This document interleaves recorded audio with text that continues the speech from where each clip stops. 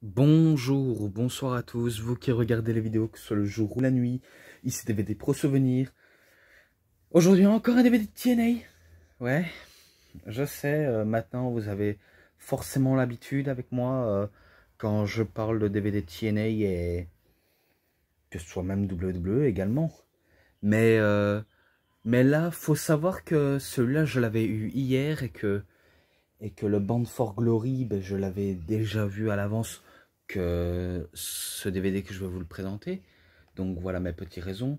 Donc sans trop tarder, je vous le montre directement. Et ben c'est le DVD que je vous parle. Tout d'abord, ben, j'avais regardé Band for Glory 2012 car je l'avais eu avant hier. Ouais, je l'avais eu avant hier. Mais que celui-là, je l'ai eu hier et que je l'ai regardé aujourd'hui, que je fais une vidéo justement aujourd'hui. Donc maintenant, vous m'aurez exactement compris et que le WrestleMania 20, je ne l'ai pas encore vu si ce n'est qu'il est en anglais et que c'est dur de le trouver en français, ça je l'avais déjà dit. Mais après, j'attends aussi un autre WrestleMania à voir, hein. C'est le 19 que je dois notamment avoir. Je ne sais pas quand il pourra arriver parce que avec les transports, c'est assez compliqué. Mais bon, du fait que je review une et que ça vous convient. Donc voilà. Et si jamais il y aurait des vidéos, on va dire, à faire sur des reviews en DVD qui étaient, on va dire, mal faits à cause des bugs d'image, ça quand j'y repense, je pourrais peut-être en faire si je le pourrais. Mais bon, au moins, passons maintenant, on passe aux DVD. Donc, la punchline de l'événement. L'événement 100% cage. En plus, c'est vrai, hein. Durant tout le show, que la cage sous le ring. On voit Rob Van Dam, Sting, Hulk Hogan, AJ Styles et Jeff Hardy. À l'événement Lockdown 2010, vous le saviez. Et commentaires en français, Céline Varini et Marc Chavet. Vous commencez maintenant peu à les connaître.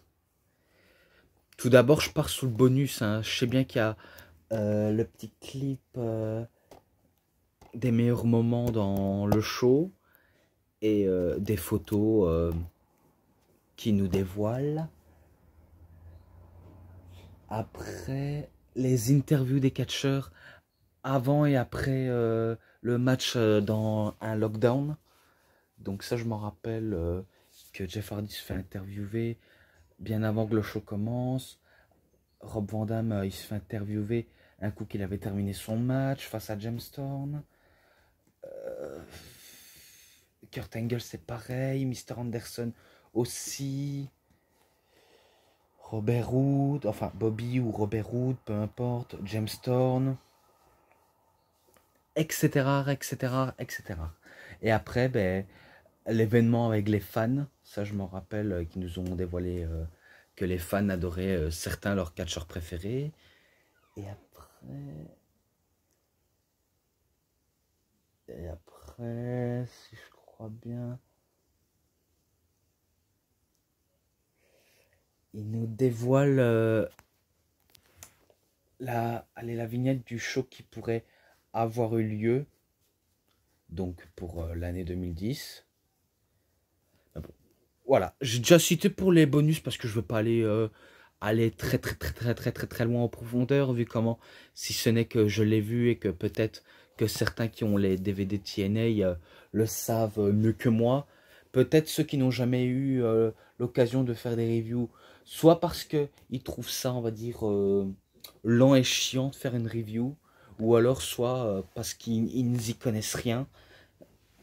Et que c'est vrai qu'en ce moment, je suis à fond à regarder les matchs à la TNA, hein. Même à la WWE, hein, je regarde les matchs de WWE, hein, je regarde les deux structures. Et maintenant avec la EW, même si il n'existe pas en DVD, même si récemment ils ont dit qu'ils allaient faire en DVD pour l'Angleterre et les États-Unis, mais pas du côté de la France, donc ça c'est typiquement dommage, vu comment maintenant on regarde qu'en streaming ou une application qui regarde du sport de manière payante. Donc je suis au courant de tout ça. Et ouais, quoi. C'est c'est vraiment, vraiment assez, assez complexe. Et il y en a qui ont de la chance, mais il y en a qui ont moins de chance que certaines personnes. Moi, je regarde bien sûr sur YouTube, hein. Tout ce qui se passe, c'est sur YouTube. Même si j'ai pas forcément, on va dire, tout l'argent nécessaire pour regarder des vidéos en streaming sur n'importe quelle application. Donc moi, je préfère visionner soit à la télé, soit sur YouTube. Bref, vous avez compris. Donc, assez que je parle beaucoup plus de ça. Maintenant, je parle match pour l'avantage numérique au Lethal Lockdown. Donc, ça veut dire le vainqueur ira au main event. Le problème, c'est les deux. Et je crois bien James Storm, il était déjà dans le main event. Ouais.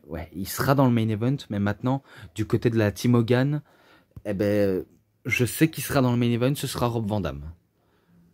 Vu comment dans la Team Flair, ben, c'était James Storm avec Robert Roode. Donc je sais bien. C'est victoire de Rob Van Dam, bien sûr, également. Et ce match-là, ben, un 3,5. Je mets un bon 3,5. Après, ce n'est pas Eric Young et Kevin Nash. C'est Homicide contre Alex Shelley, contre Brian Kendrick et contre Chris Sabin, exactement. Ouais. Un match à 4. Donc Fatal 4-Way. Pour ceux qui le préfèrent. Ils nous sortent des bons matchs à X-Division pour le championnat, justement. Donc, dans une cage pour le championnat de la X-Division, il a de quoi nous faire vibrer à la TNA. Et c'est vrai, je ne pense pas toujours, et je vous en dis pas exactement beaucoup plus, mais si jamais j'en trouverais des DVD de TNA à trouver, à faire des reviews dessus, je pourrais en trouver, ça pourrait m'arriver. Donc voilà. Moi qui pensais que ce serait soit la plupart des Motor City Machine Guns ou Homicide, enfin, pas Homicide, ou Brian Kendrick, et ben finalement c'est Homicide qui bat Kendrick, Shelley, Sabine, et ils appelaient ça correspondance Excap. Il n'est pas marqué sur la jaquette, mais sur Google, et ben il marque ça. Ce match-là, un 3,40. Donc voilà, un 3,40, un beau petit 3,40. Ensuite, un match 1 contre 1, toujours en cage, exactement, ça change pas. Donc Eric Young contre Kevin Nash. Eh ben, je donnais pas cher de la peau de de Eric Young. Car Eric Young, il y a peu de chances qu'il s'en sort vainqueur face à Kevin Nash. Donc pour ça, je mets victoire de Kevin Nash à ce match-là, 3,20. Forcément. Ensuite, tous les titres féminins de la TNA étaient en jeu. Ouais, exactement. Donc c'était le titre par équipe des Knockout et le titre seulement solo des Knockout. The Beautiful People, Madison Rain, justement, Velvet Sky, avec...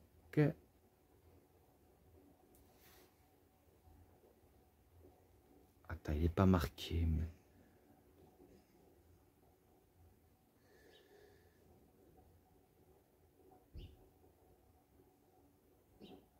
Ouais, il marque un... Madison Rain, Angelina Love, exactement.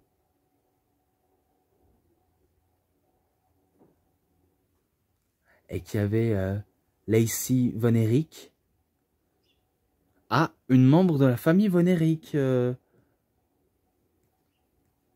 j'avais complètement oublié Lacey Von Erich. Mais elle, si je crois bien, elle figure pas dans l'équipe des Beautiful Peoples. Je crois qu'elle était en tant qu'accompagnatrice. Ou... ouais, peut-être. Ah, il est assez complexe. Hein. Je sais bien que Angelina Love était, on va dire, l'une des fondatrices de Beautiful People, même si elle fait équipe avec Tara. Il est marqué en plus. Ouais, on va dire ça comme ça. Mais bon, c'est Beautiful People qui battent... Ah ouais, qui battent Angelina Love et Tara. Donc Angelina Love ne figure pas, enfin ne figure plus à Beautiful People, mais Lacey Von Erich. D'accord. Qu'est-ce que je me trompe dans la plupart des petits noms, mais c'est pas grave. Donc ce match-là, 3,10. Voilà. Ensuite, Kazarian contre Homicide et Shannon Moore. Ouais, vu comment le partenaire mystère, ben, je ne m'attendais pas du tout que ce soit, on va dire, Homicide. Et pourtant, Homicide, eh ben, il figure sous le match. Alors, vu comment il a remporté le premier match de la deuxième... Enfin, le deuxième match de la première soirée, est-ce qu'il pourrait, on va dire, battre Kazarian? Question que je me pose. Eh ben non, c'est Kazarian qui bat Homicide. Et c'était pour le championnat vacant de la X-Division. Ah ouais? Ouais, donc c'est bizarre, hein. On dirait que... Participer, ah ouais, d'accord. Donc, c'est Kazarian qui remporte le titre. Et ce match-là, ben, un 3,5. Donc, je lui mets un bon 3,5. Pareil pour le match par équipe entre la Team 3D et The Brand. The Band. Ouais, The Band. Peu importe. Donc, The Band composé de Kevin Nash et Scott Hall.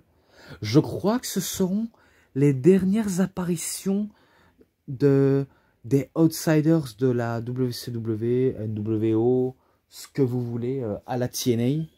Vu comment Kevin Nash, on sait bien qu'en 2011, il va revenir à la WWE en attaquant CM Punk au SummerSlam et entamer une rivalité avec Triple H. Ça, je m'en rappelle très bien. Donc, ce sera la dernière fois qu'on verra Nash et Hall. Donc ce match-là, ben, comme j'ai dit, 3,5. Et c'est victoire justement de la Team 3D. Brother Bully Ray et Brother Devon. Vous avez compris. Ensuite, Kurt Angle. Et le main event, le match entre Kurt Angle et Mr. Anderson. Et le main event de Lethal Lockdown seront dans la description. Vous en faites pas pour ça. Donc Kurt Angle contre Mr. Anderson. Et que le match était assez particulier. Il fallait pas, on va dire, sortir en haut de la cage, mais par la porte de la cage. Et que je me rappelle que Kurt Angle n'hésitait pas à se sacrifier. Et vu comment il entamait une farouche rivalité avec Mr. Anderson, que lui crachait carrément sur l'armée américaine. Et que Kurt Angle avait, on va dire, la plaque en collier de l'armée américaine pour l'air de dire qu'il les rend hommage, même si c'est vrai que les catcheurs, c'est un peu, ils mettent un peu leur vie en jeu à chaque fois quand ils montent sur le ring, comme les soldats quand ils vont à les tranchées ou l'étranger sur les tranchées dans un champ de bataille pour voir s'ils vont, on va dire, rester vivants ou mourir, quoi.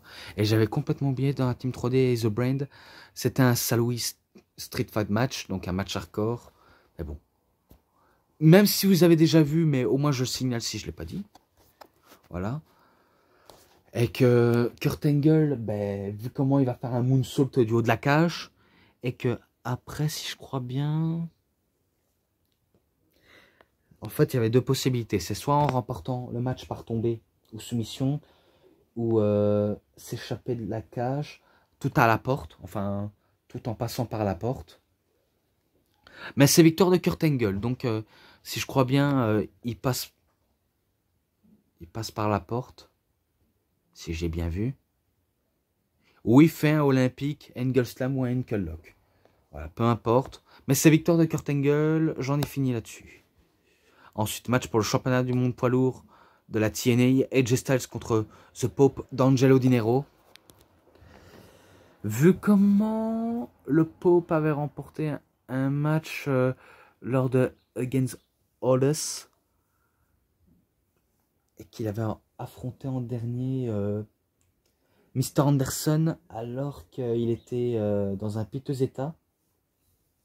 Donc vu comment il avait battu Mr. Anderson, et là il se retrouve dans le sous-main event, parce que le main event, vous savez, découvert, c'était un Lethal Lockdown pour affronter AJ Styles. Est-ce qu'il avait toutes ses chances? Je pense que non. Il n'avait pas toutes ses chances, The Pope. Mais en même temps, AJ Styles, c'est vrai qu'il avait une certaine avantage vu comment il avait Ric Flair dans son coin, mais que l'arbitre décide d'emmener Ric Flair au vestiaire. Enfin, lui dire d'y aller au vestiaire, car il pourrait gêner potentiellement le match. Même si on sait que dans l'histoire de la TNA, ce ne sera pas la première fois.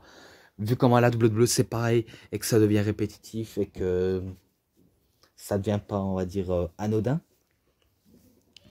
Mais du coup, il nous livre une bataille épique sur le ring, exactement. The Pope, il était à fond. Il y croyait vraiment qu'il pouvait battre AJ Styles. C'est ce qu'il croyait. Il pense avoir la victoire aux mains, mais finalement, c'est AJ Styles qui retourne la situation et il lui fait un Styles Clash. Donc un gros Styles Clash sur Dinero et il remporte le match. Donc ce match-là, 3,50. Justement, à 3,50. Car il était bon ce match. Je vous le cache pas, il était bon. Voilà. Ensuite, le main event qui sera dans la description. La team Hogan contre la team Flair. Je pourrais qualifier ça, même si c'est pas, on va dire, à ce moment-là qu'ils ont créé leur faction respectif. Même si on sait qu'après ça va se reformer plus qu'un entre la team Hogan et la team Flair. Si vous voyez pas de quoi je parle, je vais vous le dire directement. Immortel, l'équipe composée de Hulk Hogan, et Fortune, l'équipe composée de Ric Flair. Donc ça va être leur future faction jusqu'à ce qu'ils vont faire plus qu'un avec les deux factions. Mais là c'est que Team Flair et Team Hogan. Donc si je le crois bien, si j'avais déjà dit dans Best of 2010, il y avait certains propos que j'avais complètement oublié de le dire, mais un peu comme dans le match entre Angle et Anderson, mais du fait que c'est noté dans la review de Best of 2010, le reste, ça m'importe. Je me rappelle que Jeff Hardy se faisait agresser déjà par Sting alors que sa musique d'entrée retentissait. Donc ça permettait à Sting de rentrer dans le match en croyant qu'il avait, on va dire, mis hors d'état de nuire Jeff Hardy et qu'il ne reviendra pas. Et bien pourtant, il revient, il allume tout le monde, jusqu'à ce que le toit de la cage descend et que la plupart des catcheurs montent sur le toit pour faire effectuer des bons spots. Mais qu'après, je sais que ce sera Jeff Hardy qui va monter sur le toit et qui va allumer Beer Money Inc., Robert Roode et James Storm, jusqu'à ce qu'il fait un Twist of Fate sur James Storm, et qu'après il positionne une table et il positionne une échelle tout en faisant un splash. Et du coup, vu comment sous le ring c'est encore la guerre, je me rappelle que Ric Flair est intervenu, donc il s'est interposé au match alors que c'est pas lui qui est censé le catcher. Et ça permet aussi à Hulk Hogan de venir et de foutre une rouste à Flair, même si Flair refuse de se mesurer à lui. Et c'est là où je me rappelle que Eric Bischoff, ils ont toujours des coups d'avance, Bischoff et Hogan.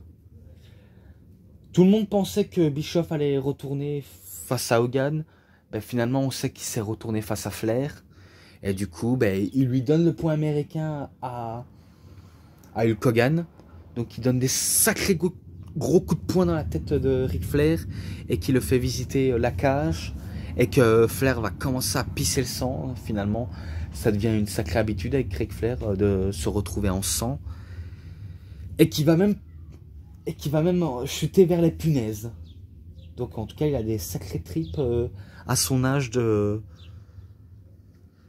se jeter près des punaises. Et qu'après, ben, Abyss, ben, il allume Desmond Wolf avec un verre dans mes bras, je t'écrase. Et il en finit le match. Donc c'est victoire de la Team Hogan. Le match en description. Et ça s'arrête ici. Donc moi, j'en ai fini avec cette review en tout cas. Petit bonus match ensemble. 3,70. Donc, mais après, ça reste quand même un très bon pay-per-view. En tout cas, pour ceux qui pensent que la TNA, avec les shows, ce ne sont pas des pay-per-view, vous vous trompez carrément. Ce sont des pay-per-view. Et ceux qui ne connaissent rien, ben, vous n'avez pas le droit de dire que ce n'est pas un pay-per-view. Je tenais à le dire parce que c'est vrai que j'ai un ami qui disait que ce n'était pas un pay-per-view, alors que je lui ai dit une fois que tu t'y connais rien, et déjà, c'est un pay-per-view du côté de la TNA. Mais sinon, si vous avez remarqué, c'est un pay-per-view. Et il y en a qui disent, ouais, c'est pas comme la WWE, les pay-per-view, ça légitimise la WWE. Sauf que je trouve que c'est un peu, on va dire, pour se foutre de la gueule des gens. J'aimerais appeler ça comme ça. Donc, vous avez compris, c'est un pay-per-view. Comme la plupart des DVD que j'ai reviewés de la TNA sont des pay-per-view. Donc, voilà, vous m'avez compris en tout cas. Et j'en ai fini en tout cas avec cette review. J'espère que vous avez très bien aimé. En tout cas, si elle vous a plu, vous savez ce qu'il vous reste à faire. Likez la vidéo, commentez, partagez.